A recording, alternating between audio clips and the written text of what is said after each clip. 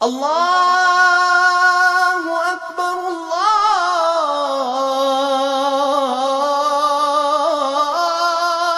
আকবার।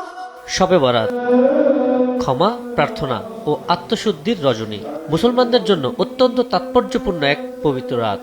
এ রাতে ধর্মপ্রাণ মুসলমানরা ইবাদতের মাধ্যমে নিজেকে সঁপে দেন স্রষ্টার দরবারে। বান্দার আকুতি কবুল করতে প্রথম আসমানে নেমে আসেন মহান আল্লাহ। হিজরি বর্ষপঞ্জির শাবান মাসের 14 তারিখের দিবাগত রাতটি ইবাদত, দোয়া ও আত্মশুদ্ধির মধ্য দিয়ে পার করেন ধর্মপ্রাণ মুসলমানরা। পরদিন রোজাও পালন করেন কেউ কেউ।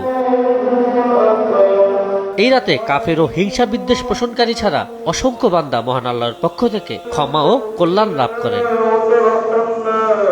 শবে বরাত উপলক্ষে দেশের বিভিন্ন মসজিদে অনুষ্ঠিত হয় নফল নামাজ, কোরআন তেলাওয়াত ও দোয়া।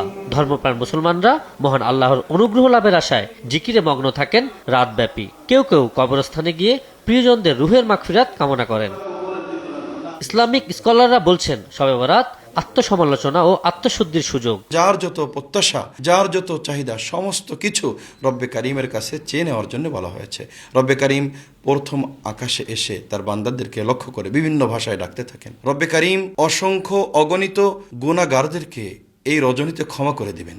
শবে বরাত নিয়ে অনেক কুসংস্কার রয়েছে হালুয়া রুটির প্রচলন, যা পালন করা শরিয়াহ সম্মত নয়। আতশবাজি, অতিরিক্ত আলোকসজ্জা থেকেও বিরত থাকার আহ্বান এই স্কলারের।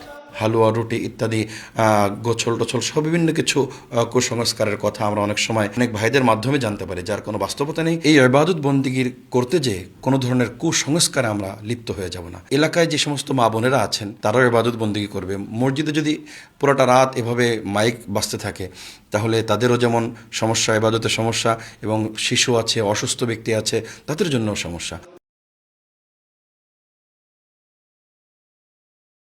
শবে বরাত মুসলমানদের জন্য কেবল একটি ধর্মীয় রাতই নয়, বরং মানবিক মূল্যবোধে ফিরে যাওয়ার এক অনন্য সুযোগ।